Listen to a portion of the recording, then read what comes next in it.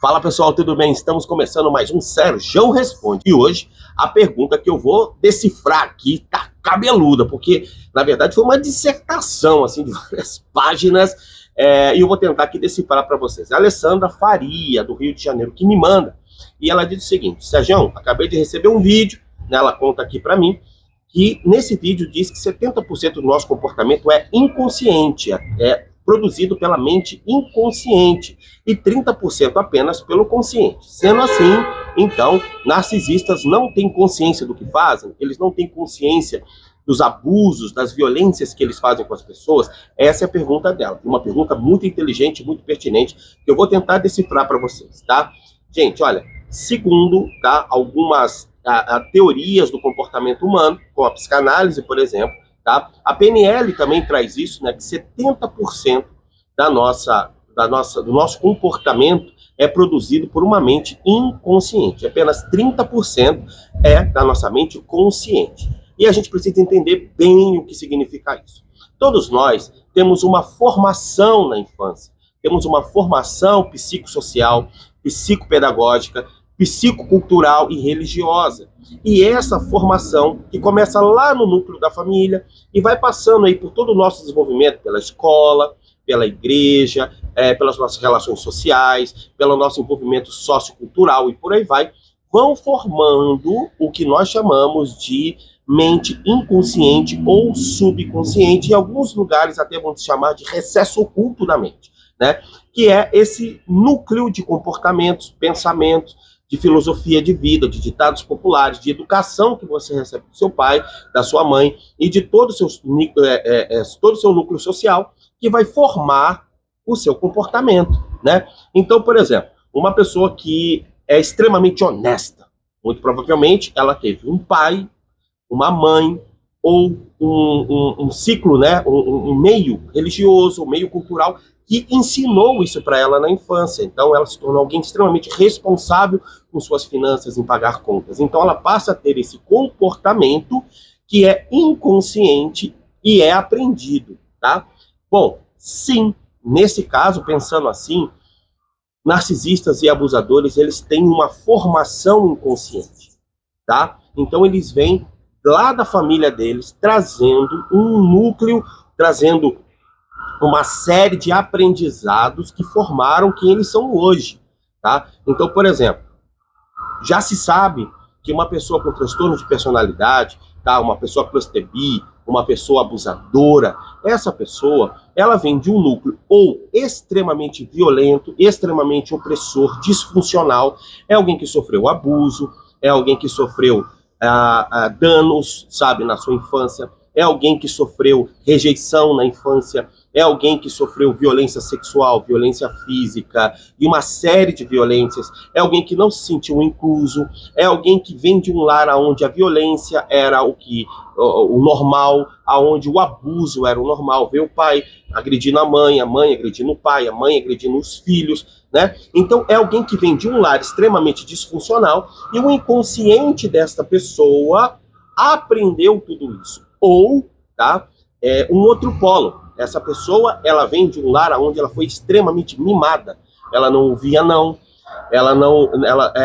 nada poderia sair do controle dela. Ela controlava o reizinho da casa, a mamãe passava a mão na cabeça, a mamãe dizia assim para tudo, a mamãe mimava, a mamãe colocava tudo na mão, a mãe fazia vistas grossas para coisa errada que essa criança fazia, e essa criança nasce um mimado. E quando cresce, vai desenvolver sim, ou por vir de um lar extremamente disfuncional ou por ser mimado demais, essa pessoa pode se tornar, sim, um narcisista abusador, porque essas informações estão aqui no inconsciente. Mas lembre-se, tá? Lembre-se, 70% do inconsciente e 30% do consciente. E a gente já sabe que esses 30% do consciente que nós temos, que é o nosso julgamento, sabe? Então todo comportamento, por mais que ele seja aprendido lá na infância, ele passa por um julgamento. Você consegue julgar o resultado do seu comportamento. Você consegue julgar se aquele comportamento que você está desenvolvendo, que você está tendo, está sendo produtivo para você ou não, está sendo produtivo para as pessoas que convivem com você ou não. E aí você pode sim ressignificar, você pode sim mudar, você pode sim quebrar esse pensamento aprendido, por mais que ele signifique aí proporcionalmente, se é que tem como fazer uma proporção, né? Isso é mais pedagógico do que científico, né? Esses 30% podem ressignificar os outros 70%. Então, por mais que o narcisista traga toda essa mochila, ele traga todo esse volume de aprendizado, de cognições que estão levando ele a comportamentos errados, lembre-se, tem 30% que a pessoa consegue analisar a própria vida. E eles não conseguem fazer isso. Eles não conseguem ter justamente esse senso, sabe? Ter esse julgamento, ter esse pensamento de dizer assim, uau, o que eu aprendi lá na infância está tudo errado.